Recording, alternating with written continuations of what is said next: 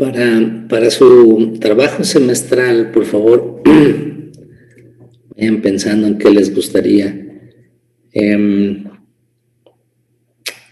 Les voy a enviar lecturas sobre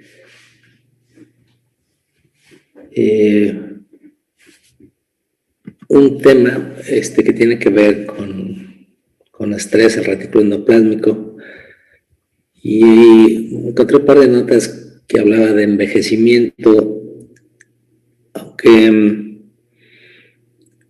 ese tema no es propiamente parte del curso. Podríamos considerarlo, lo estoy considerando porque algunos de ustedes se interesaron, hicieron preguntas sobre el tema en alguna ocasión que surgió en la conversación. Entonces, se los voy a enviar y ya ustedes deciden si toman ese tema o piensen en otro. La idea es que preparen con cuidado un artículo reciente de una buena revista, Nature, Science, Cell, sobre un tema en particular. Y ese es un buen trabajo. Ya vieron los artículos de investigación completos, pues son piezas muy elaboradas, cuesta mucho trabajo entenderlos, pero si tienen todo el tiempo del mundo y lo preparan con calma, y la idea es que cada miembro del equipo exponga un artículo completo y que haya un tema que unifique los diversos artículos. Entonces hay que ir pensando en eso. Bueno, vamos a empezar a pasar la lista y a ver si mientras se incorporan sus compañeros, ¿sale? Ávila López Dante, recuerden prender su cámara y decir presente. Benítez Cardoso Efraín.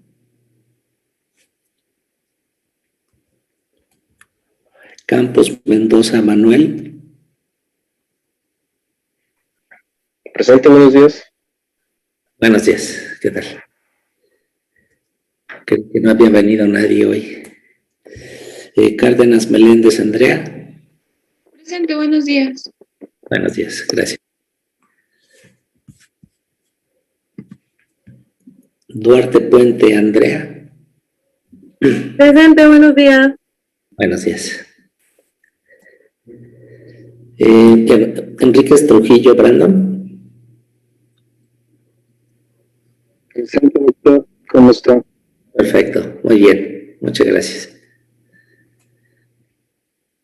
Listo. Hernández Torres Miriam. Presente, buenos días. Buenos días. Hurtado Álvarez Alondra. Presente, profe. Regresamos al dispositivo sin cámara. Sí. Ok. A lo mejor eres muy tímida, mira, y no quieres que te conozcamos. No, es que ese me lo habían prestado para el examen. Perfecto. Sí, no te preocupes, estamos bien así. Martínez Alanís David.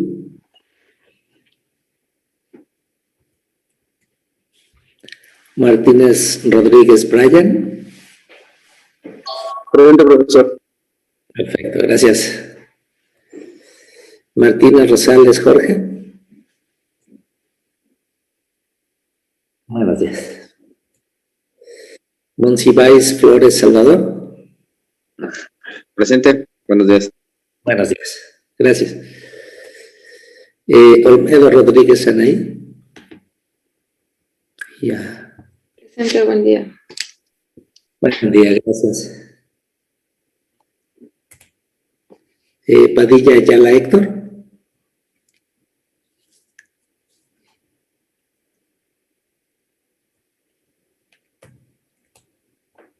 Quiroz Hernández Mitzi.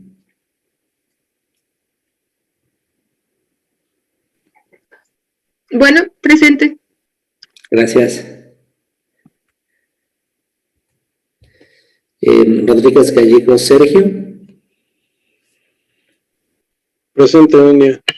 Buen día. Rodríguez Palomo Valeria.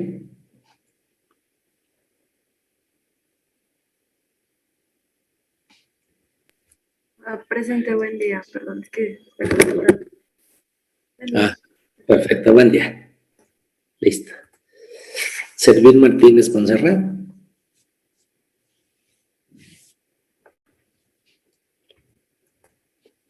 Uresti Vanegas Valeria. Presente, profe, buen día. Buen día. Ahí te veo. Gracias. Vargas Arroyo Valeria. Hola, profe, buenos días. ¿Puedes prender tu cámara? Ya está prendida. Ah, sí, luego. Perfecto, ya te vi. ¿Sí se ve? Ok. Gracias. Y finalmente Zavala Rivera Areli. Presente, profe, buenos días. Buenos días, muchas gracias. Bueno. A ver, nada más se me hicieron como que eran muchos. No están Ávila López Dante, Benítez Cardoso Efraín, Martínez Alanís David, Padilla Ayala Héctor, Servín Martínez Monserrat. Esos tienen falta el día de hoy. Aquí está Héctor Padilla. Ok, bueno. Vamos a ver nuestra segunda clase de tráfico vesicular. La vez pasada nos habíamos quedado a la mitad. Antes de entrar de lleno en eso, quiero hablarles un poquito de las GTPasas. Seguro que ya las conocen, pero siempre hay malos entendidos. No entiendo bien por qué luego les cuesta a algunos de ustedes mucho trabajo entender la lógica del funcionamiento de las GTPasas. Este grupo de proteínas son más de 300, hay un montón en el genoma humano y tienen un papel fundamental en muchas funciones, desde síntesis de proteínas, tráfico vesicular, que es lo que vamos a ver hoy, transducción de señales, ¿no? Las proteínas heterotriméricas que acoplan a los receptores de 7 cruces transmembranales, pues funcionan así, ¿no?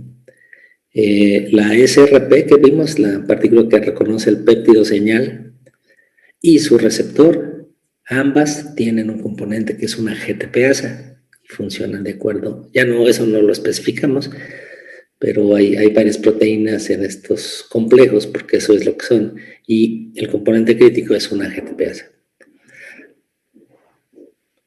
Entonces, miren, les digo, las GTPasas son entes relativamente simples, como un switch molecular. Aquí está un interruptor para ilustrar este punto que básicamente solo tiene 2 posiciones, prendido y apagado, ¿no? Así como con el switch ocurre con las GTPasas.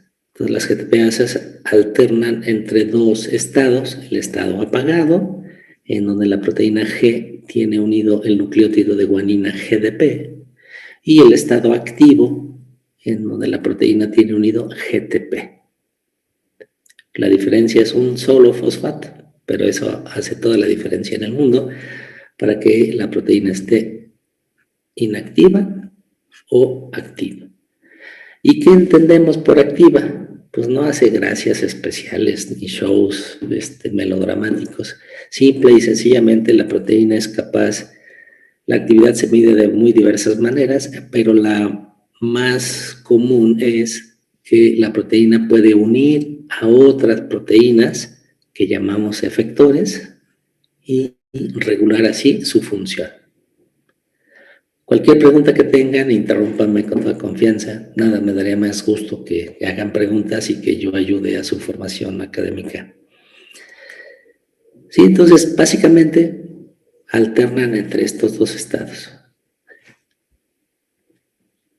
Ahora, hay una serie de proteínas que ayudan o regulan el tránsito entre estos dos estados. La proteína en su estado inactiva tiene unido GDP y lo une con mucha fuerza, con mucha afinidad. Y la mayoría de las GTPasas no lo va a soltar de forma voluntaria. Entonces yo bromeo que tenemos que hacer manita de puerco a la proteína para que suelte su GDP. Tenemos que inducir un cambio conformacional en la proteína para que suelte su GDP. Y eso lo hacen un grupo de proteínas que genéricamente se llaman GEFs. Viene del inglés Guanine Exchange Factor. Si esto lo traducimos al español, pues sería un factor de intercambio de nucleótidos de guanina. ¿Sí? Un GEF es un factor de intercambio de nucleótidos de guanina. Y es una proteína auxiliar en el funcionamiento de las GTPasas que favorece el intercambio. Este GDP, la proteína lo va a soltar y lo va a intercambiar por GTP. Entonces este GEF, ese es el nombre genérico, pero los nombres específicos pues varían dependiendo de las GTPases. Entonces el GEF contribuye a la activación de la GTPasa. Lo que realmente hace esta proteína, el GEF se une físicamente a la GTPasa, le induce un cambio conformacional que permite que el GDP que tiene unido se suelte. Ese es el paso crítico, esa es la gracia, esa es la función del GEF. Obligar a la GTPasa a que suelte el GDP. Y luego, la unión del GTP es algo que ocurre de forma natural, porque en la célula hay una concentración mucho más elevada de GTP que GDP. Entonces, el GTP se pega de forma espontánea si le dan oportunidad.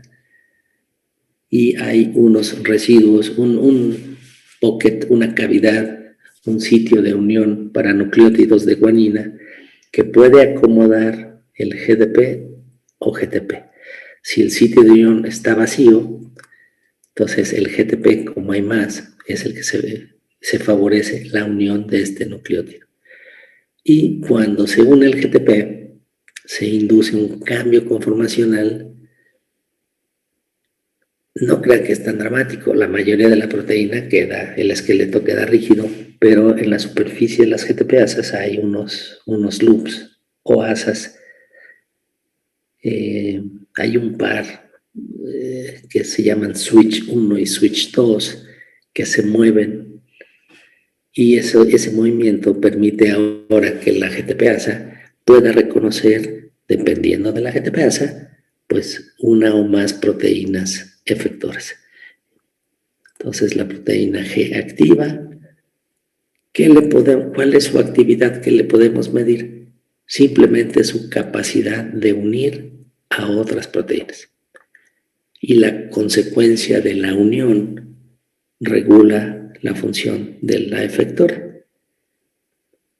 La gran mayoría de proteínas efectoras se activa o se aumenta la actividad cuando se une la GTPasa, pero hay un grupo que se inhibe su función cuando se pega la GTPasa, para que lo tengan presente. Bueno, y una vez que la GTPasa está activa, pues no va a durar en ese estado mucho tiempo. Ahora necesitamos, después de un tiempo razonable, etcétera, regresar al estado apagado. Y eso lo hace la propia GTPasa a través de hidrolizar el GTP para convertirlo en GDP. El GTP es guanina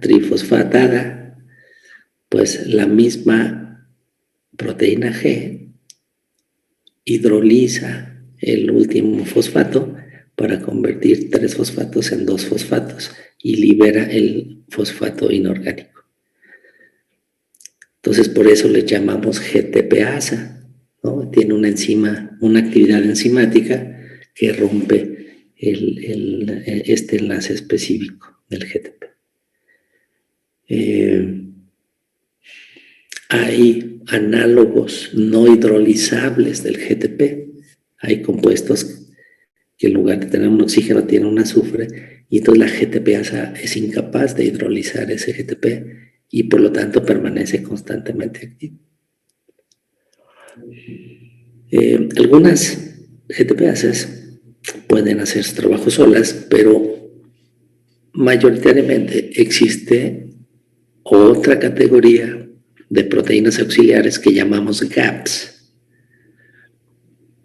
La G es de GTPase, la A es de Activating y la P de Protein. Es una proteína que activa la GTPasa, que la activa su capacidad de hidrólisis del GTP. Entonces el GAP es un inhibidor de la GTPasa, porque lo que hace es unirse físicamente y facilita que la misma GTPasa hidrolice el GTP. Quien hace la hidrólisis es la GTPasa, pero las GAPs se unen a la GTPasa y facilitan esta actividad. Por eso aquí está la GAP y la liberación de fosfato inorgánico. Y entonces regresamos al estado apagado, donde ya la proteína disminuye su afinidad por el efector y se separa. Finalmente, ahí está otra categoría. Ay, perdón, acá está mal. Hasta arriba no es GEF, es GDI, así como está escrito aquí sobre lo naranjita, que es Guanine Change Inhibitor. Y eso es una proteína que hace lo contrario del GEF. Entonces facilita el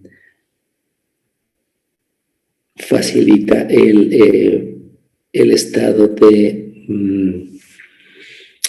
en donde la GTPasa tiene unido GDP. ¿Alguna pregunta? Seguro que esto lo han visto con otros profesores, pero les digo, por alguna extraña razón, en los exámenes, porque es una pregunta obligada, explica el ciclo de activación de una GTPasa, así como el ciclo de desactivación. Y contestan cosas muy extrañas. Entonces, por ejemplo, el error más común es decir que el GDP se fosforila para tener GTP. Suena lógico, ¿no? Aquí tenemos 2 y acá tenemos 3, pues igual y se fosforiló, pero no se fosforiló. Este GDP se suelta y se reemplaza por un GTP. Y al revés, si es una hidrólisis del GTP, no es un intercambio. Muchas GTPasas, como RAS, por ejemplo, están mutadas en cáncer. Cáncer de pulmón es uno de ellos. Hay mutaciones que impiden que la GTPasa rompa el GTP. Por lo tanto, inhibe la desactivación de la GTPasa y la GTPasa está permanentemente activa y la célula interpreta como que hay muchos nutrientes y que se divide y se divide y se divide, y eso hace y genera cáncer. Entonces, pues esto debe estar muy bien regulado. Bueno, muy bien. Entonces, este ciclo de activación es general para todas las GTPasas, las más de 300 que existen.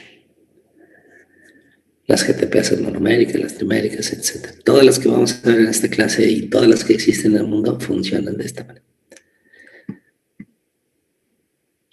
Ahora vamos a centrarnos en el tráfico vesicular, que es lo que nos importa.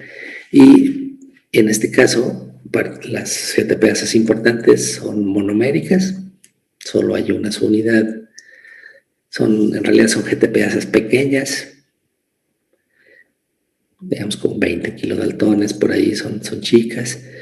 Y hay dos grupos, un grupo de GTPasas y una GTPasa individual realmente.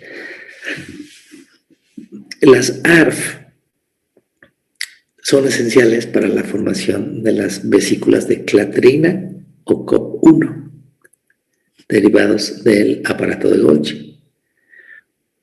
Dijimos que las vesículas que salgan del aparato de Golgi se llaman COP1 y tienen las dos capas con unas proteínas específicas. También dijimos que del aparato de Golgi también se pueden generar vesículas de clatrina recubiertas por esta proteína, lo vimos en la clase pasada, y hay vesículas de clatrina derivadas de la membrana plasmática que ya no son, en donde no participan estas ARF, pero en estas son esenciales. Ahora, las vesículas que se derivan o que se forman a partir de la membrana del retículo endoplásmico se llaman COP2 y ahí la GTPasa clave se llama SAR1. Ahorita vamos a ver cómo funciona esta GTPasa, con un poquito más de detalle. Y en común, todas estas GTPasas, cuando están inactivas, cuando tienen un nido GDP, dijimos, se localizan en el citoplasma. Y durante el proceso de activación se incorporan a la membrana de la cual se va a formar la vesícula. La vesícula. Entonces es muy bonito ver digamos, podría uno monitorear el estado de actividad viendo simplemente la localización subcelular de la proteína. Vamos a ver con detalle el caso de SAR1. Dijimos que es la GTPasa clave para que se formen vesículas a partir del retículo endoplásmico. SAR1 existe en forma inactiva, soluble en el citoplasma, y ahí tiene un nido GDP. Esta GTPasa es activada por un GEF, es esta proteína verde, que se localiza, es una proteína que se localiza en la membrana a partir de la cual se va a generar la vesícula. Como buen GEF y como todos los GEFs, lo que hace es hacerle manita de puerco a la SAR1 para que suelte este GDP. Y una vez que se suelta el GTP que anda por ahí bailando en el citoplasma se une y entonces se activa la GTPasa. En este paso, durante el proceso de activación, la GTPasa extiende esta hélice anfifílica, la extiende y la incorpora en la monocapa lipídica del citosol, o la monocapa citosólica de la membrana del retículo. Entonces vean qué interesante, ¿no? Esta hélice pudiera uno pensar que podría cruzar la bicapa, como hemos visto que ocurre con muchas proteínas, pero no es así, sino que se acomoda, es como si extendiera su bracito. Esta hélice se extiende y se incorpora a la monocapa externa de la membrana del retículo. Y ya desde ahí, la inserción induce una ligera curvatura en la membrana. ¿Se acuerdan de una membrana plana del retículo? Vamos a generar una superficie cada vez más curva hasta que generemos una vesícula. Aquí está SAR-GEF. Una forma de llamar a los GEFs es esta forma genérica en donde se pone el nombre de la GTPasa y después GEF. Pero el nombre propio de esta proteína se llama SEC12. Entonces, un investigador descubrió muchos genes que son importantes para la secreción de proteínas, y les llamó SEC13, SEC31, este es el SEC12. Y les dieron el premio Nobel no hace mucho. A ver si llegamos al final de la presentación, y ahí está, les voy a enseñar una foto de estas gentes. ¿Alguna pregunta?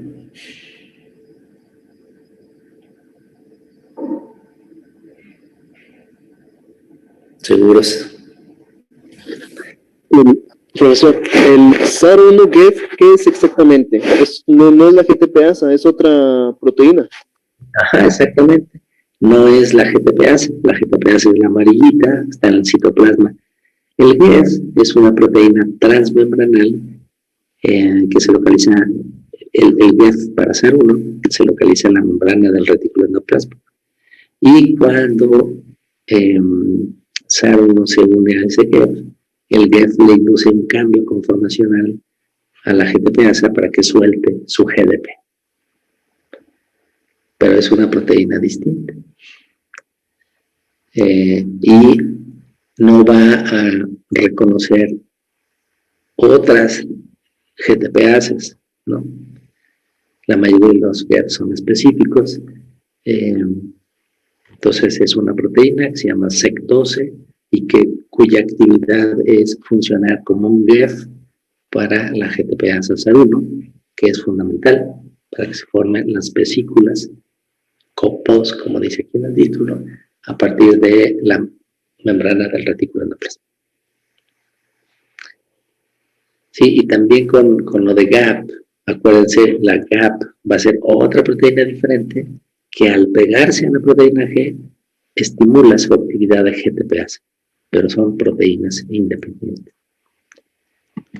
Bueno, entonces miren, aquí se va complicando un poquito la cosa. Vimos, aquí ya desaparece el GEF de la imagen. Tenemos la bolita amarilla, representa la GTPasa SAR1 con GTP, o sea, en estado activo, la hélice epifílica agarradita bien sobre la monocapa citosólica del retículo. Y esa SAR1, cuando está activa, la gracia que hace es que une a una proteína que se llama SEC23. Tienen nombres aburridos, pero les digo, son proteínas importantes para la secreción de alguna proteína, y esto se descubrió en la levadura Saccharomyces cerevisiae, y después se descubrió que existen en nuestra sangre. Entonces, SEC23 existe como un complejo con otra proteína que se llama SEC24. Es un heterodímero. Dímero porque son dos, hetero porque pues, son dos diferentes. No es un homodímero. Cuando SAR1 está activa, cuando está en la membrana y tiene GTP, adquiere la capacidad de unir a SEC23. Y entonces el complejo se recluta a la membrana del retículo endoplasmático. SEC24 tiene la capacidad de unir estos receptores de la carga y concentrarlos así en la superficie pequeña a partir de la cual se va a generar la vesícula. Entonces, si vemos la historia al revés, en el lumen del retículo endoplásmico tenemos una serie de moléculas que queremos llevar al aparato de Golgi. ¿Y cómo las vamos a llevar? Aunque sean hidrofílicas, no las podemos expulsar al citoplasma, sino que vamos a hacer una bolsita, vamos a hacer una vesícula donde van a quedar empacadas estas proteínas cargo, y esta vesícula después se va a fusionar con el aparato de Golgi y va a liberar su carga ahí. Entonces estamos viendo cómo se forma esa vesícula. El retículo endoplásmico es enorme, entonces necesitamos concentrar en una superficie pequeña una cantidad grande de moléculas de cargo, ¿no? O sea, no podemos hacer una vesícula y cruzar los dedos a que dentro vayan a quedar un número X de la proteína que nos interesa transportar. Necesitamos activamente concentrar esas moléculas en un espacio pequeño. Entonces, para hacer eso, hay proteínas receptoras, que es lo que representa este palito verde. Este receptor, por un lado, tiene dos funciones el receptor. Por un lado, une a la proteína al cargo y por el otro se une a SEC24. SEC24 tiene varios sitios, aquí hay otro de unión para otra molécula. Y este dímero que estamos viendo de SEC24 o SEC23, pues no se recluta solo uno, sino que es una serie, ¿no? Toda esta área, a la derecha y a la izquierda, se va a repetir lo que estamos viendo aquí. Entonces, el SAR1 inició la formación de una vesícula reclutando el heterodímero SEC23-SEC24 a través de unir directamente SEC23. Ahora, SEC23 trae un SEC24 que tiene la capacidad de unir varias de estas moléculas. Entonces, aquí en esta superficie se van a concentrar muchas moléculas cargo, que es lo que queremos, ¿no? Y dijimos que las vesículas de las que estamos hablando, tráfico vesicular, cuando se generan, se tienen que formar dos cubiertas. Entonces aquí SEC23 y SEC24 van a formar la cubierta interna. Luego, después de ellos, viene una segunda cubierta. Esa segunda cubierta la forman otro heterodímero entre dos proteínas que se llaman SEC13 y SEC31. Estas dos proteínas se asocian entre sí y de forma in vitro, cuando están puras, son capaces de organizarse esta jaula, de formar esta jaula en forma espontánea, como lo hace la clatrina. La clase pasada les hablé de la clatrina, tiene una unidad grande, una pequeña, que forman estas unidades que llamamos triskelion, y al final es algo muy, muy parecido a esto. Son jaulas que van a recubrir esta parte de SEC23, SEC24. O sea, toda la vesícula va a quedar recubierta por esta proteína. Es padre, ¿no? La biología. Entonces, al final, esto es lo que tenemos. Tenemos una vesícula.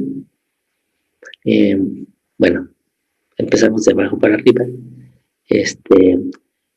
Tenemos los receptores, que son estas resolteritas invertidas que se unen a lo rojito, que es SEC24, y aquí van a unir la carga, ¿no? Cada componente que se adiciona va aumentando la curvatura. Tenemos dos cubiertas, hablamos de coated vesicles, ¿no? Vesículas cubiertas, y esa cubierta es doble. Hay una cubierta interna que va a quedar formada por SEC24, SEC23, SAR1, va a quedar en el lado interno, y la cubierta externa va a quedar formada solo por SEC13 y SEC31. Y ahora sí, al final, esto es lo que tenemos. Una vesícula con sus dos cubiertas, la externa de SEC13, SEC31, la interna formada por SEC23, SEC24 y la GTPase SAR1.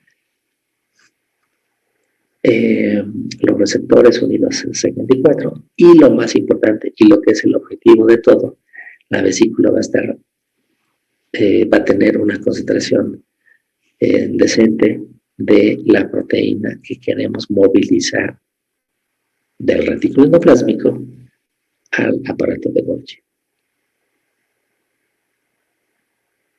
¿Alguna pregunta? ¿Comentario? Sí, yo tengo una. ¿Qué es lo que hace que comience este proceso la acumulación del cargo o... Sí, eso es muy interesante. Yo no sé si se sepa con detalle. Yo tuve exactamente la misma que tú tienes y me parece una pregunta muy inteligente, ¿no? ¿Cómo empieza todo el proceso?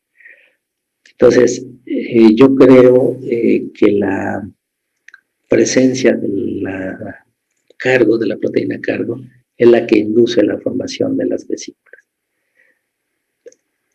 ¿Cómo? No sé exactamente.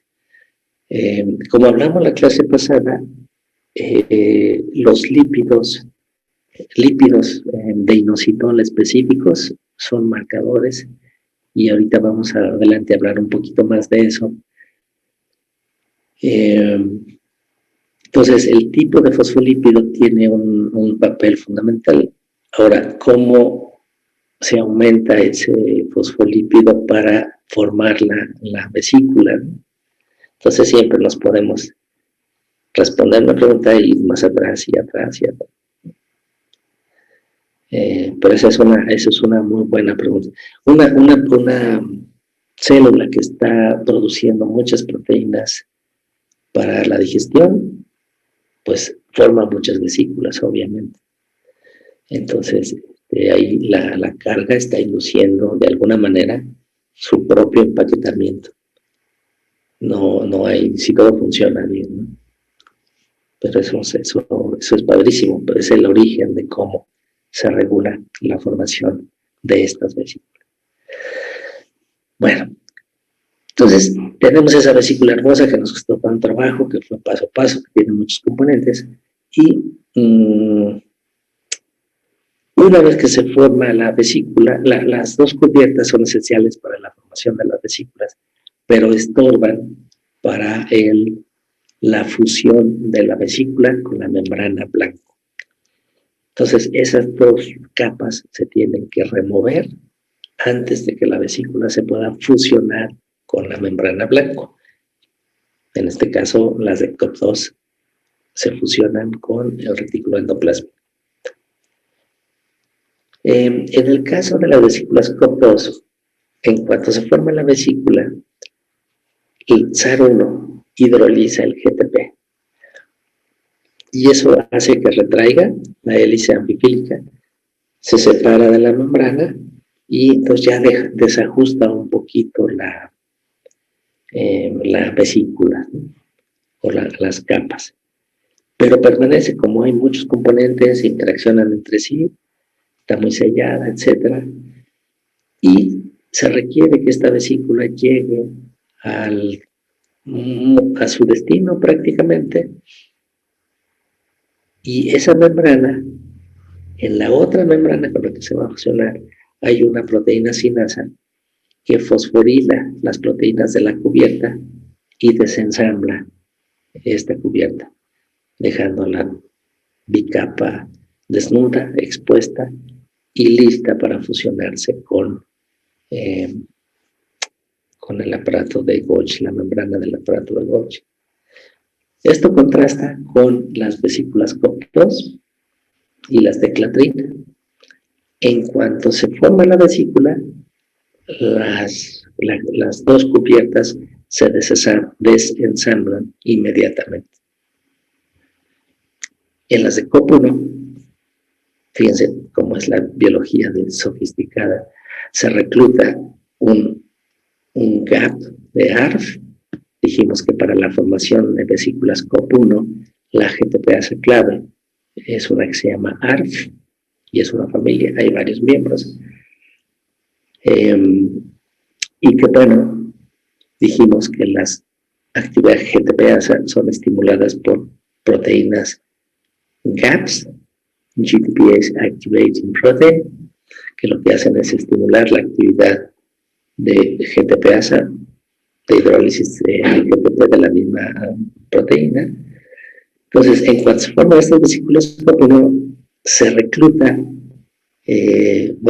durante el proceso, durante la parte final del proceso de formación, es un tema biofísico bonito porque tiene que ver con la curvatura de la membrana. Entonces, cuando se alcanza un grado específico de curvatura, se recluta ese gap, y en cuanto se forma la vesícula, la actividad de ARF para hidrolizar su propio GTP aumenta, y esto hace que se desensamble inmediatamente las dos cubiertas de la vesícula.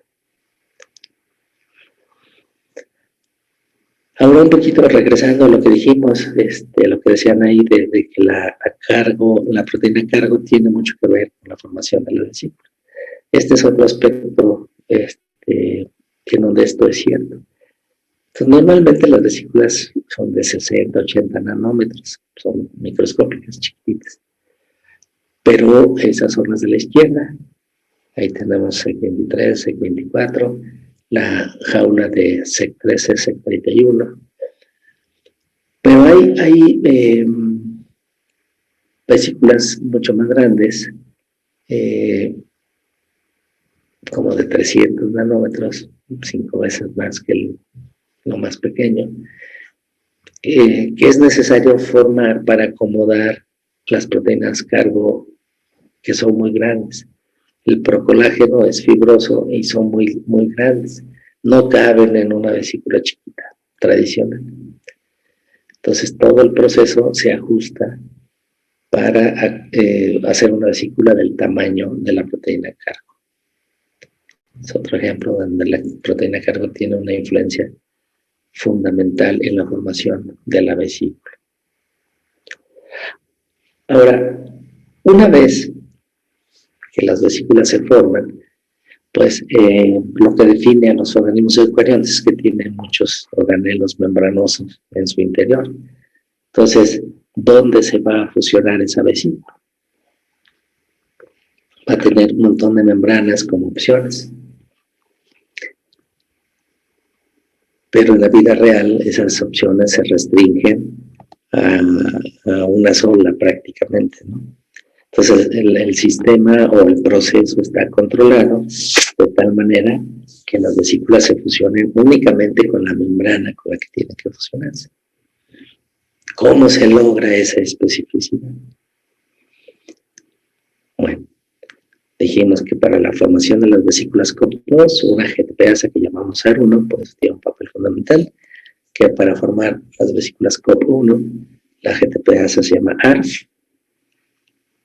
Bueno, les voy a hablar de un tercer tipo de GTPasas que tienen un papel fundamental en determinar la especificidad, controla la especificidad del tráfico vesicular, que se llaman RAP, R-A-P, como está escrito aquí.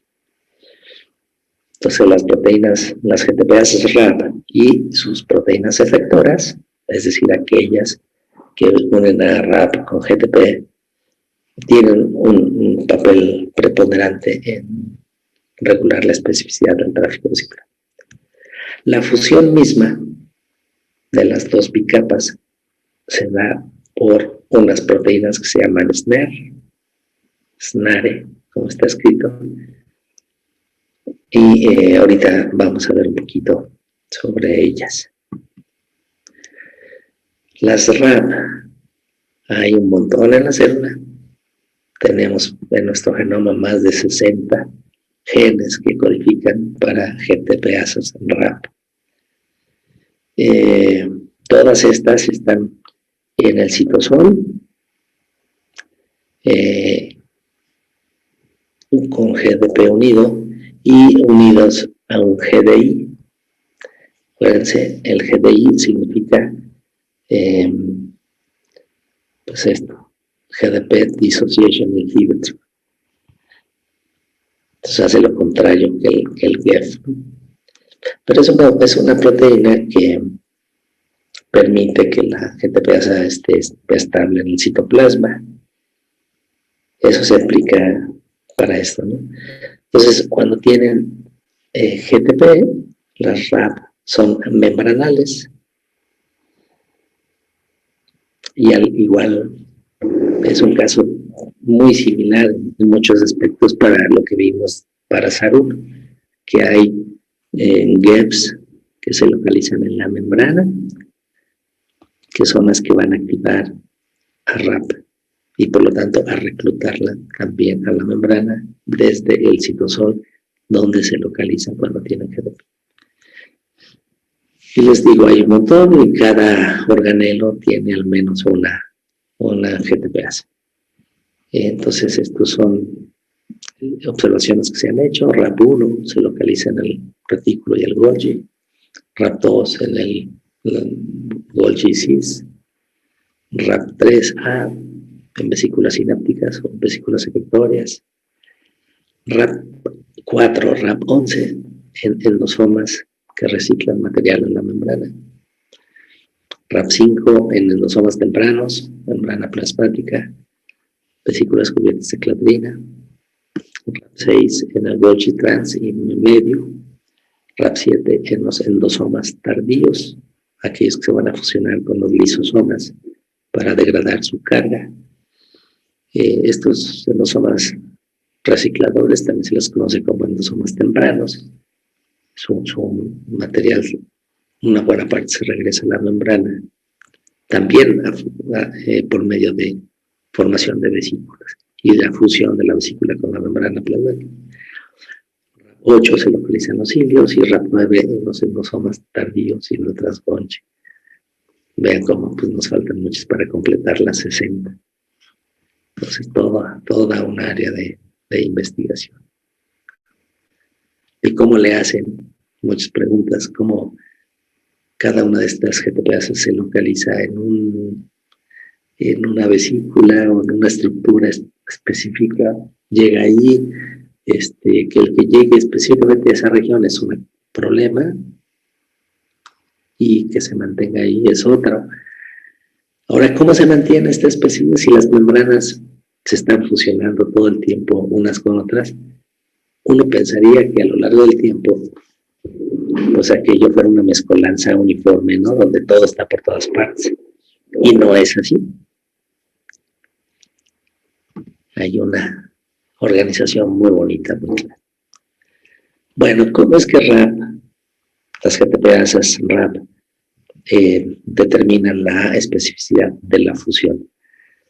Bueno, aquí está una vesícula, tiene su receptor de cargo, el cargo dentro, y tiene la RAP GTP en la membrana. Entonces, esta GTPase RAP va a interaccionar aquí abajo con una proteína efectora, que dice una proteína de tethering. Yo lo traduje como inmovilización. Son como 3 pasos para la fusión de una vesícula: el tethering, el docking y la fusión, que traduje como inmovilización, acoplamiento y fusión. Entonces, estos efectores de RAP son como muy largos y están ahí como para atrapar la vesícula. Y lo que atrapan, lo que ven es esa RAP específica. Entonces hay una interacción específica entre esta proteína efectora y esta RAP específica de las 60 que hay con esta nada más. Eso acerca o inmoviliza la vesícula cerca de una membrana. Ya el docking involucra una interacción entre las proteínas SNER. Entonces la vesícula trae esta proteína que se llama SNER B. Esta es de vesícula.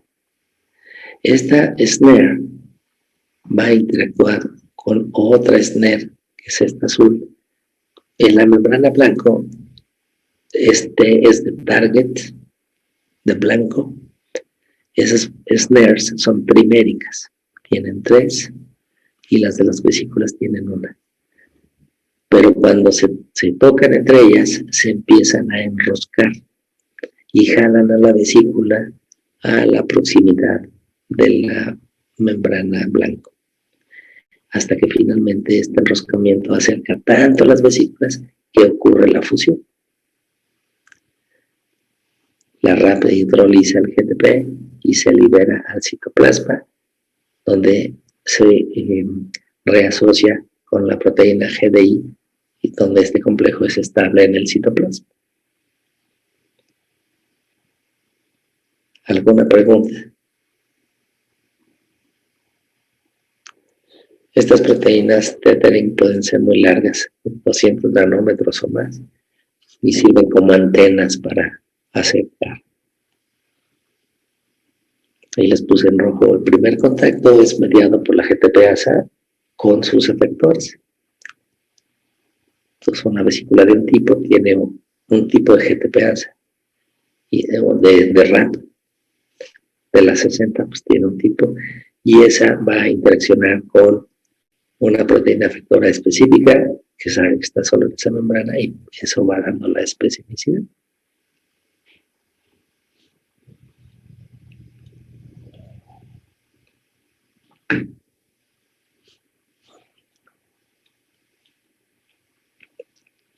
También RAP tiene que ver con movimiento de vesículas en el citoesqueleto. Algunos efectores de RAP son proteínas motoras que transportan las vesículas en fibras de actina o microtúbulos. Entonces, cada tema, como pueden ver en biología, es bastante interesante. Y aquí está un poquito lo que le contestaba a su compañera hace rato sobre la importancia de los lípidos.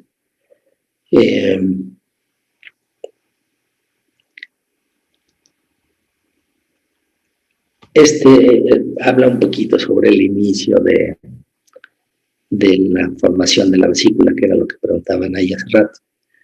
El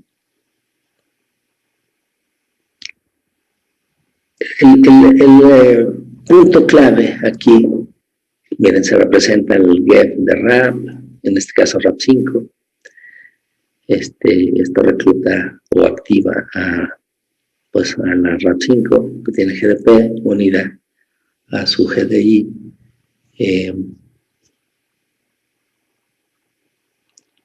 El GEF activa o cataliza el intercambio de nucleótidos. Cuando tiene GTP, pues ya está en la membrana, su bracito lo extendió. Vean esta cosita rojita, aquí dice, es un lípido unido covalentemente. Entonces, también eso contribuye a la unión a la membrana. Ahora aquí el punto es que esta RAP5 activa es capaz de reclutar a más moléculas y formar un dominio membranal rico en muchas RAP5. Si RAP5, acuérdense, está en el citoplasma y va a llegar a la membrana, pues solo de la vesícula si es invitada, ¿no? Pero ella se autoinvita o es una autocatálisis. Esta RAP5 activa recluta entre sus efectores a la P3-cinasa, la cual va a fosforilar el fosfatidilocitol en la posición 3, y esto va a llevar a que reclute más RAPs indirectamente a través de reclutar primero el GEF. Se recluta el GEF y eso recluta más moléculas de RAP y se hace un dominio que tiene un conjunto de proteínas específicas.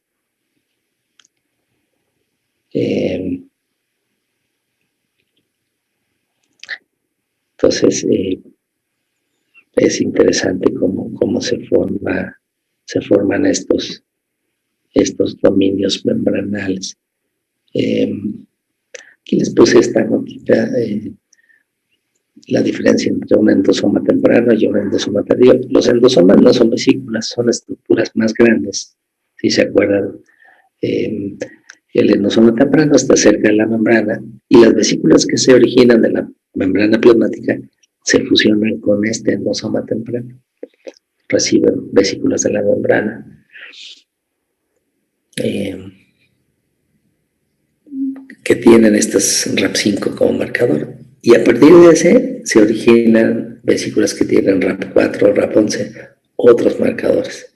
¿Cómo se hace este intercambio? Es una sola membrana. Y el endosoma tardío es más interno. Entonces, todo lo que no se recicle del temprano hacia la membrana, se va al tardío y este tardío se fusiona con el lisosoma y se hidroliza lo que tenga dentro, ¿no? Y este tiene RAP7. Entonces, ¿cómo a partir de una misma membrana se generan marcadores distintos? Entonces, la idea es que entre las proteínas efectoras de una RAP, vamos a llamarle RAP-A, hay varias efectoras, puede haber un GEF para otra GTPasa distinta, para otra RAP-B. Entonces, esta RAP-A activa estimula el GEF o recluta el GEF y este GEF pues ya puede tener una especificidad diferente. Entonces, hay todas estas combinaciones muy bonitas.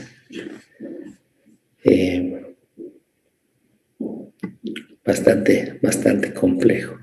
Y al final, pues todo funciona. Miren, es el endosoma temprano que les había comentado. Son las estructuras tubulares más grandes, las vesículas son chiquitas. Y una vesícula que viene de la membrana se fusiona con el endosoma temprano. Y de este endosoma también se generan vesículas que la mayoría se reciclan a la membrana. Y lo que no salga a tiempo, pues va a quedarse a formar parte de lo que es el endosoma tardío, que va a fusionarse con el lisosoma, un organelo lleno de enzimas proteolíticas que va a degradar lo que le lleven ahí.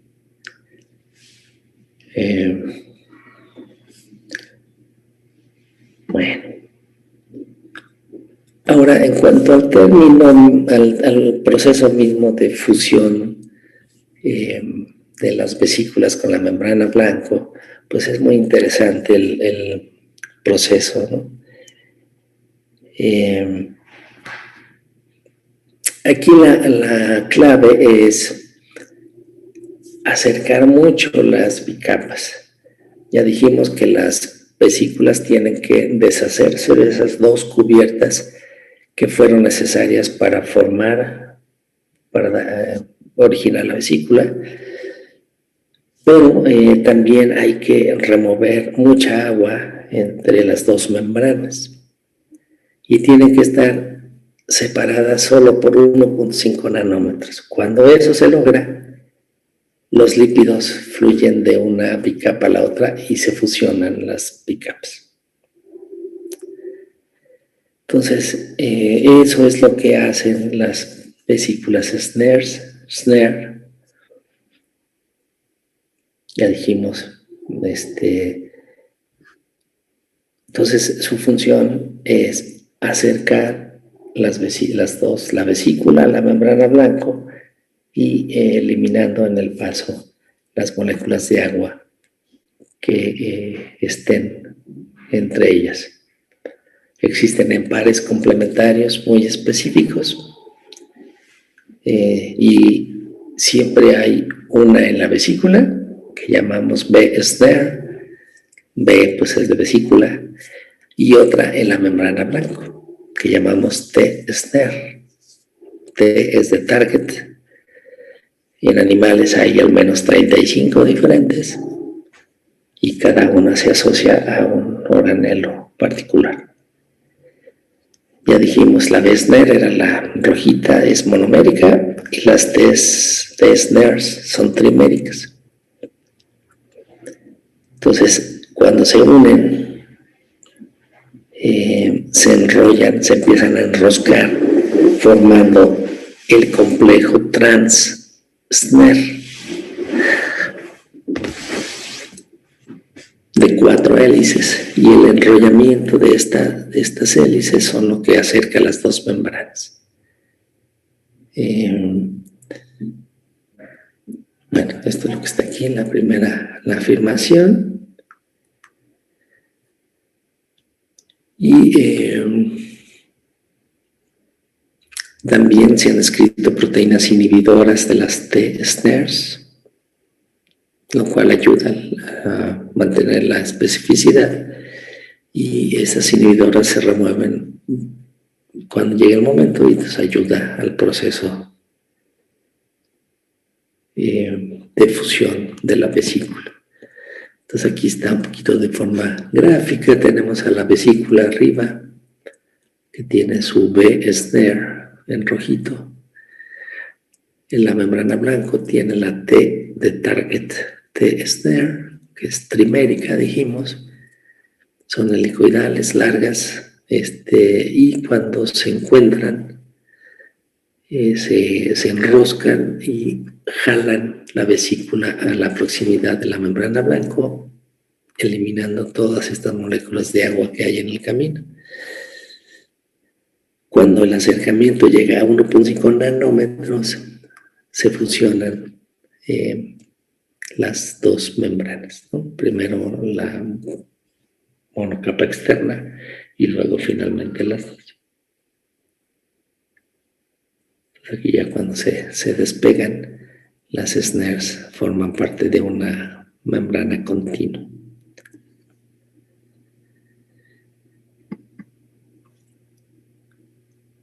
Dijimos que el docking era justamente permitido o se daba cuando se enroscan estas snares. Y lo que queda después de la fusión de la vesícula es este complejo trans-snare que tiene las 4 proteínas. Bueno, la unión es tan fuerte que se requiere un mecanismo especializado para separar la B-snare en rojita, separarla de la T-snare, de la trimérica. Se requiere esta ATPasa, NSF, es una ATPasa hexamérica, gasta ATP en el proceso, requiere otras proteínas auxiliares, pero logra el cometido de desenrollar y separar las SNER, la B-SNER y la T-SNER.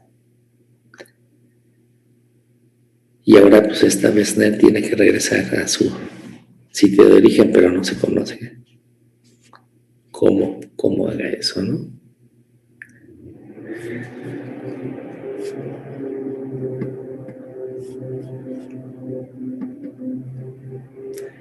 Y la fusión de membranas ocurre pues no solamente durante el tráfico vesicular, cuando una vesícula se fusiona con su célula blanco, sino en muchos casos. Un número grande de neurotransmisores y la insulina en células beta del páncreas se almacena en vesículas. Entonces, para liberarse, tiene que fusionarse la vesícula con la membrana plasmática y por un proceso molecular parecido al que hemos revisado. En la fecundación, pues el esperma, la membrana se fusiona con la membrana del ovocito. Las células musculares, no sé si sepan, pero las llamamos fibras cuando son ya maduras y que con capacidad de contracción. Y esa fibra en realidad resulta de la fusión de varias células individuales en una sola célula multinucleada con esa capacidad, ¿no? Se diferencia para contraerse. El retículo endoplásmico y la mitocondria se fragmentan y se fusionan en forma dinámica en la célula. También en mitosis, eso lo platicamos en la clase pasada, y ahí hacía la pregunta de cómo es que se generaban estas vesículas. Y bueno, pues cada uno de estos eventos de fusión pues requiere proteínas específicas. Otro ejemplo de fusión en membranas es el del virus del HIV. Entonces tiene receptores el virus, pero también tiene una cubierta lipídica. Y esa cubierta lipídica del virus se tiene que fusionar con la membrana plasmática para que el DNA del virus pueda pasar al citoplasma. Entonces es importante. También el virus de la influenza, que es tan familiar, que sufrimos las gripas cada invierno, se endocita en la célula y se fusiona con el endosoma. Como les dije hace rato, el endosoma temprano. Y ahí el bajo pH del endosoma hace que una proteína de fusión en el virus se active y entonces se fusiona la membrana del virus con la membrana del endosoma y aquí se libera el DNA al citoplasma, como parecido a la liberación de neurotransmisores o la insulina, ¿no?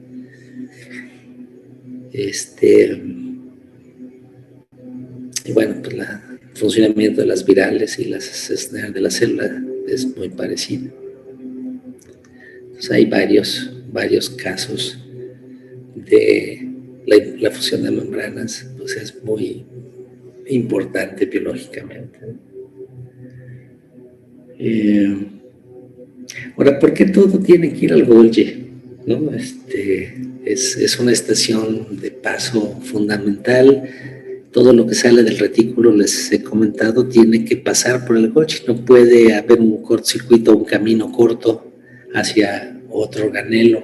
Todo tiene que ir al Golgi. Y bueno, ahí se ha visto que se hacen muchos olisacáridos. La pared celular de plantas, por ejemplo, tiene muchos azúcares que se hacen ahí. La matriz extracelular en animales también tiene componentes complejos, con muchos, tiene la parte proteica, pero tiene muchos azúcares que se hacen en el Golgi.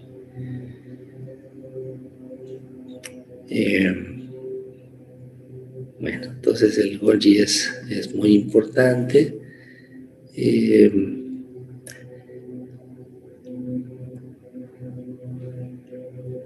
Les comenté también, ahorita regresamos, les quiero mostrar unas fotos bonitas del Golgi, pero es que antes les quise platicar esto de, les había dicho la vez pasada que hay sitios de salida del retículo endoplásmico. Entonces las vesículas COP2 se forman en estos sitios especializados, están libres de ribosomas y hay varios en el retículo, no es uno solo.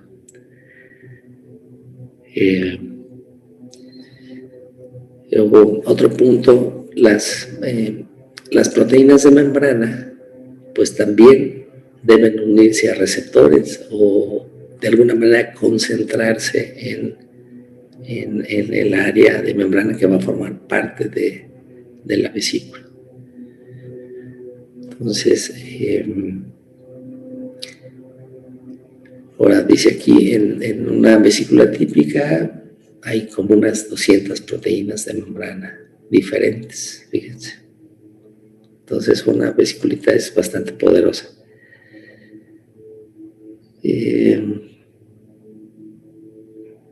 Esta nota también se me hizo interesante. Estos factores de coagulación 5 y 8 son solubles y se sacan de la célula. Y tienen un azúcar que es reconocida por una lectina para salir del retículo. Gente que no tiene la lectina, pues no pueden coagular la sangre y pues tienen problemas de coagulación. Luego también otro par de notas interesantes. Esta del medio me llamó muchísimo la atención porque era completamente inesperada. Se conocen al menos dos proteínas, las ureas del receptor de la célula T, del sistema inmune, y del receptor acetilcolina de los neurotransmisores del sistema nervioso. El 90% de la proteína que se sintetiza es degradado en el retículo porque no se pliega bien por el sistema ERAD que ya revisamos en algún momento. Entonces es algo pues completamente inesperado, ¿no? Parece un desperdicio.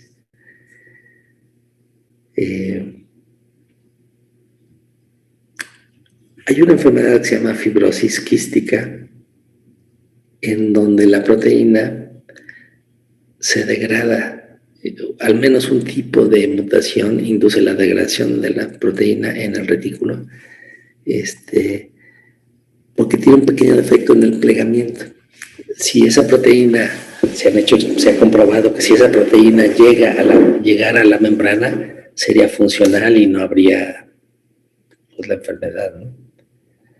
Pero llama la atención como en este caso, por ser demasiado quisquillosos, la célula o el sistema demasiado sensible, pues acabamos con un problema serio.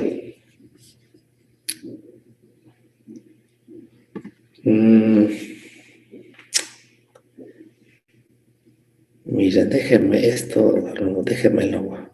Estas fotos están bonitas porque pues las vesículas no hay como ver algo para apreciarlo más que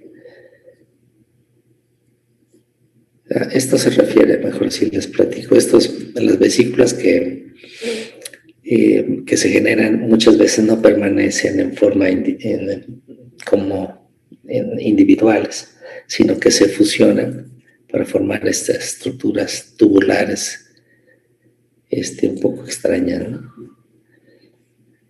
Se llaman vesicular tubular clusters, agrupamientos tubulares vesiculares. Entonces, de vesículas individuales se forman esos, y aquí se ve un poquito arriba. Aquí se ilustran más gráficamente, porque a veces por microscopio electrónico pues se han detectado estas cosas medio amorfas, medio raras, y no solo las vesículas individuales que esperamos encontrar. Entonces,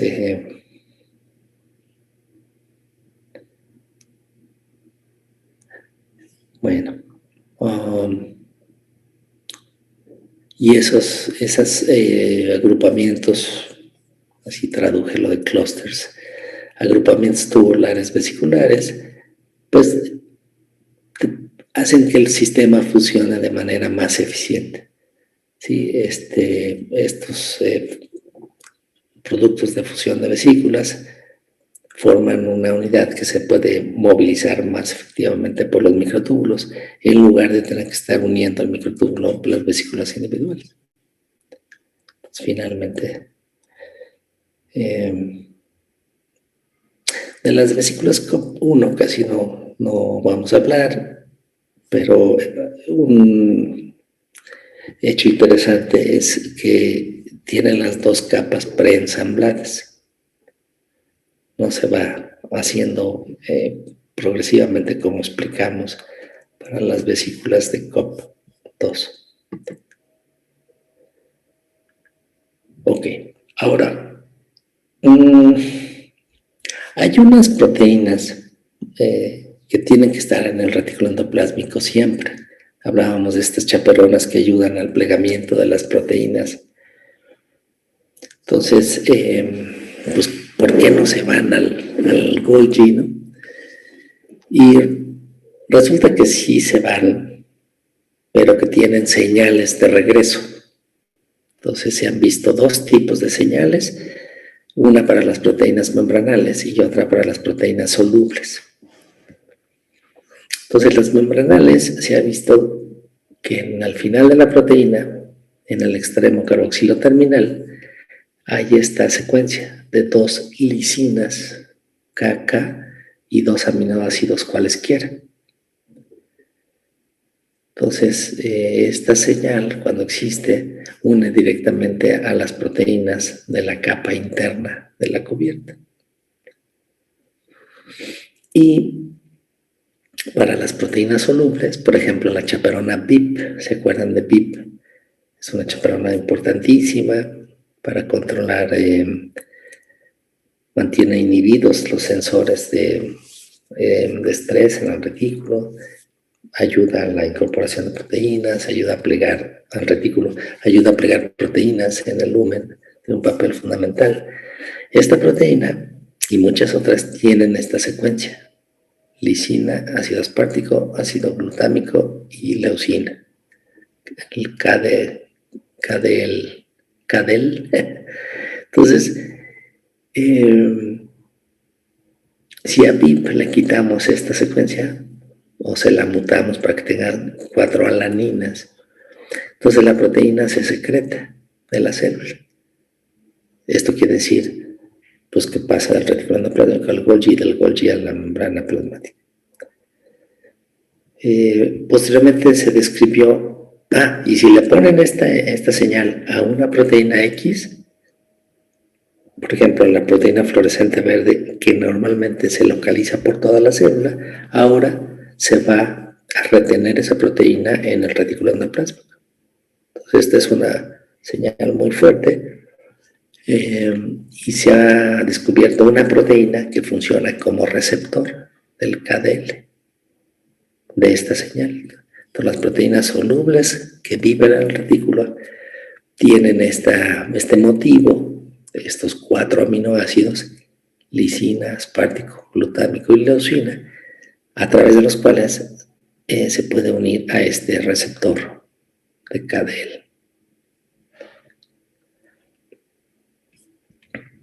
Ahora, normalmente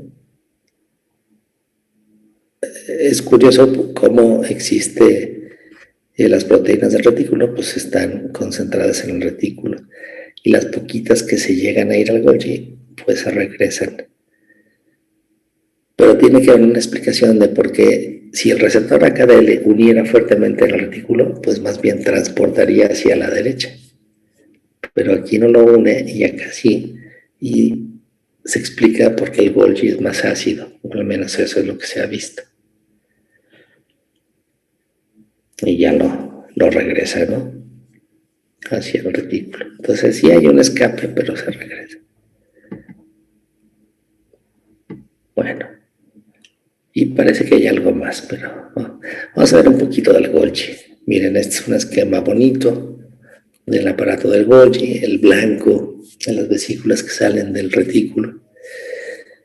Son vesículas aplanadas, poquitas, 4 o 6 vesículas.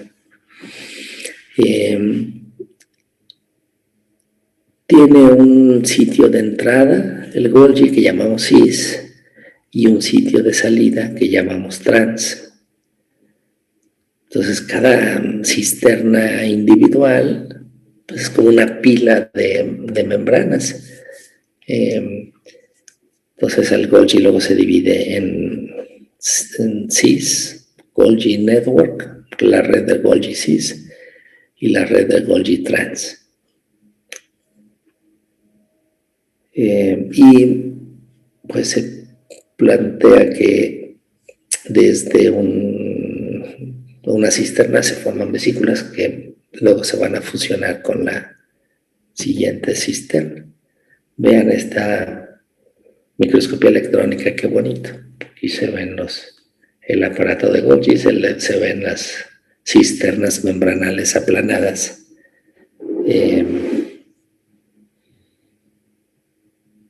Aquí abajo les pongo que en animales hay conexiones tubulares entre las cisternas.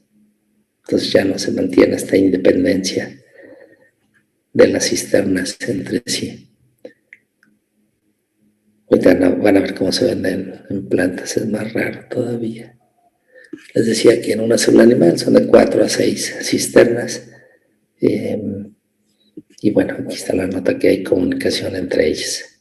Vean esta foto, qué hermosa. Esto que ven en amarillo es el aparato de Golgi. Entonces, aquí se puso un marcador fluorescente que se localiza específicamente en el Golgi. Se tomó una foto en el microscopio de fluorescencia con una longitud de onda apropiada. Nada más aparece lo amarillo. Y por otro lado, se tomó una foto de contraste de fases en el microscopio óptico de luz normal, y luego las dos fotos se encimaron y nos da esta foto preciosa que nos educa sobre la localización del aparato de Golgi en una célula.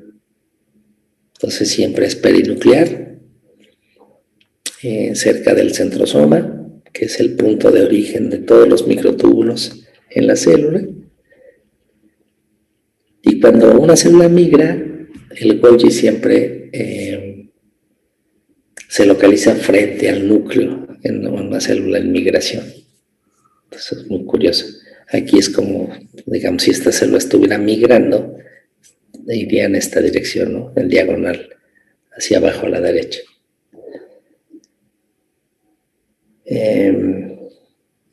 Generalmente de 4 a 6 cisternas, aunque algunos flagelados tienen 20.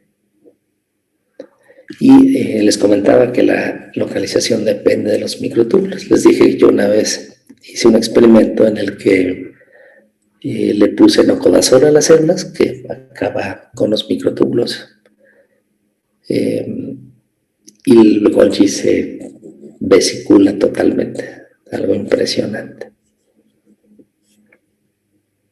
Pero la célula no se muere, quiere decir que aún vesiculado puede seguir trabajando. Y de hecho, en plantas, así es como luce el Golgi. Vean qué rara es la biología y qué diversa. Entonces, en células vegetales, el Golgi está permanentemente fragmentado en cientos de vesículas. Aquí tenemos la proteína fluorescente verde, o Green Fluorescent Protein, o GFP, unida a una proteína que se localiza específicamente en el aparato de Golgi. Entonces, cada vesiculita verde que vemos es una parte del Golgi. Y así funciona muy bien. Aquí en negrito se ven como en el Golgi, aquí vean varias vesículas, pero lo negro solo es una enzima que solo se localiza en una serie de cisternas y no en otras. Lo mismo acá arriba o aquí abajo. Entonces esta es una tinción con plata que indica la posición de una proteína, pero vean la mayoría de las... Entonces hay una localización específica aún dentro de las cisternas.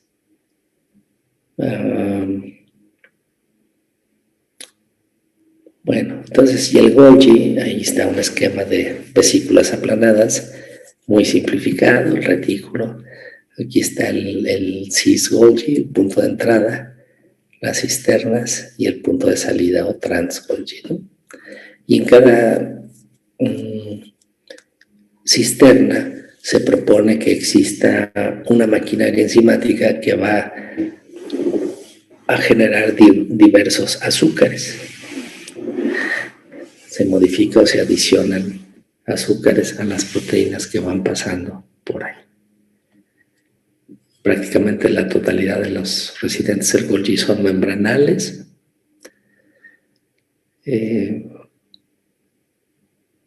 Y todas son de un cruce transmembranal. Estas 3 personas son los héroes, son los jefes de grupo de muchas investigaciones a lo largo de muchos años que nos permitieron entender muchas cosas del tráfico vesicular, cómo se forman las vesículas, cómo se fusionan, cómo se da la especificidad, etc. A estas 3 personas les dieron el premio Nobel en 2013, hace 7, 8 años. O sea, no hace tanto, ¿no?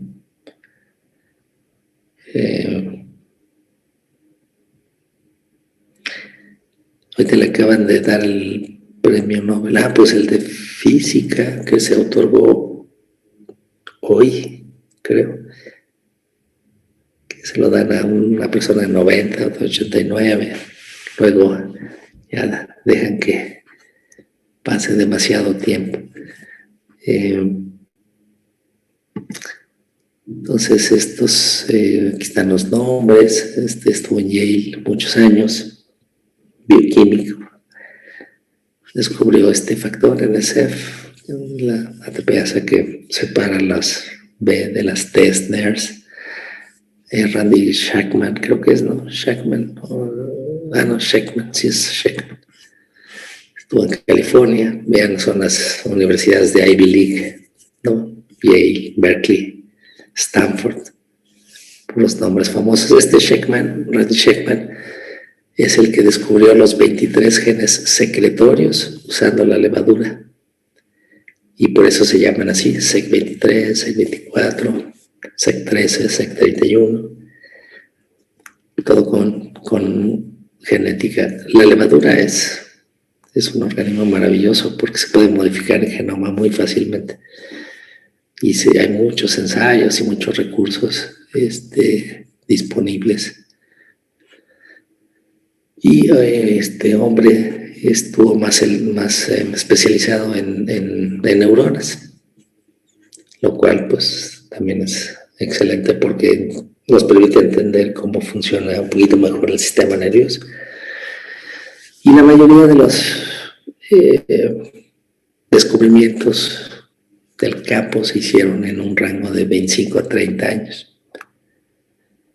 Igual y les paso alguna lectura de estas gentes o del premio Nobel para complementar la clase. Bueno, creo que aquí le podemos dejar. No sé si tengan alguna pregunta, comentario.